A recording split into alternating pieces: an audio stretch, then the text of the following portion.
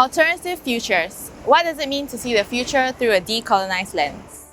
Indonesia is an archipelago comprising a diverse range of cultures and ethnicities, and was colonized for more than 3 centuries by Portugal, France, England, Netherlands, and Japan. Acculturation can be seen through motifs, ornaments, and materials in dress. However, the effects of colonization go deeper than just physical aspects. It also shapes the intangibles, such as locals' mentalities towards their native culture. Embark on a journey to uncover the histories and stories behind East Javanese garments on the island of Madura, home to the 3rd largest ethnic group in Indonesia.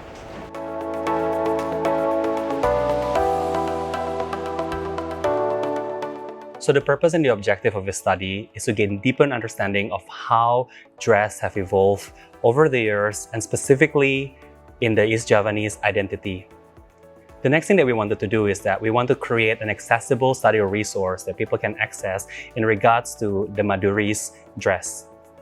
The third, we would like to invite people to start thinking about what decolonization means. And number 4, we'd like to shift perspective of what local thinks traditional wear from the ground up.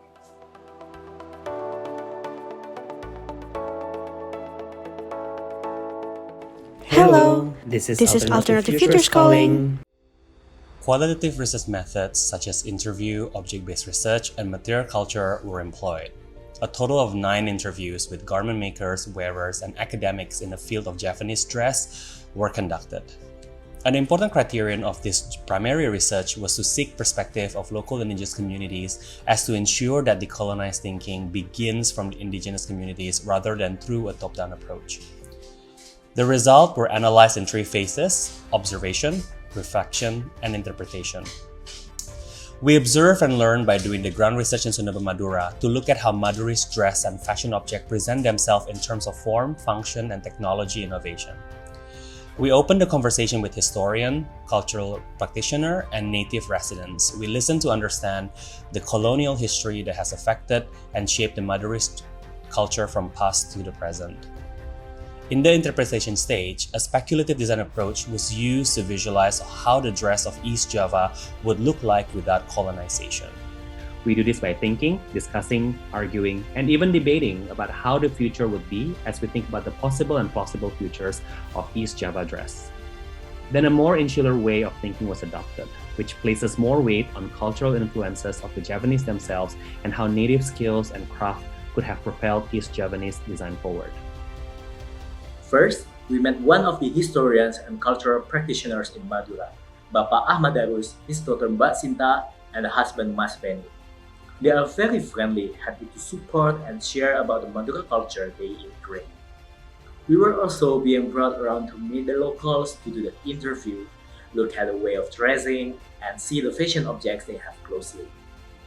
We found out that much of it was influenced by acculturation and colonialism. For example, the women's wear that commonly consists of tebet shirt, sarong, and accessories. The tebet shirts are being worn to attend a wedding ceremony nowadays, which happen to be changed from a daily wear to a formal wear. The brocade material was brought into Madura during colonization. It's one of the key influences that we found in the study. Let's hear from Falina to talk more about this. For Madurese, the traditional outfit has a complex symbolical meaning based on its size, motif, or how it is worn. To learn more about its history and how we imagine it to look in a different reality. Furthermore, imagine if the island was never colonized and how this would subsequently influence all of it. These possibilities were explored with a more idealistic than pragmatic mindset, as our intention is to instigate contemplation and discussion among audiences through our imagination of this alternative and hopeful future. Now, let's move on to Andrea and Nanda to talk to you about the process.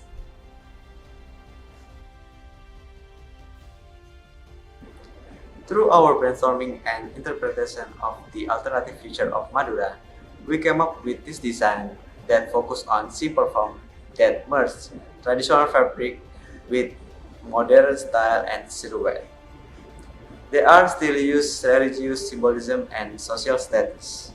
In this process, we learn about meaning of each fashion product before starting to pour ideas into several sketches, brainstorming the look to get the best one that will be made into 3D modeling. To collaboratively design the look and choose the material and source by listening to the origins.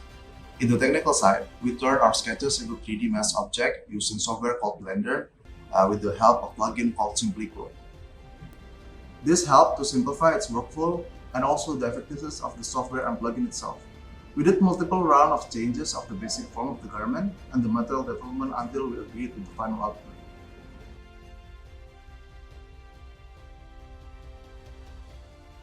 The format to this showcase will be hosted on a hyper-interactive website with 3 objectives: to experience while interacting with the reimagined objects, to educate the public on the intangible heritage of Madura, and open dialogues on public thoughts in decolonizing Madura.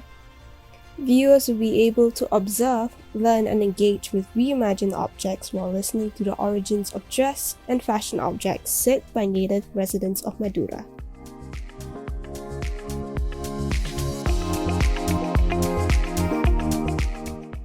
As we understand the history and influence of colonization on clothing and the decorative arts, it's also important to provide alternative views to speculate and envision the stories of objects differently. Alternative Futures will continue to expand its horizon through the entirety of Southeast Asia. We start first with Indonesia, specifically Java and Madura, due to its proximity and also our heritage. We look forward to see what Alternative Futures will bring into the entire Southeast Asia. This is Alternative Futures.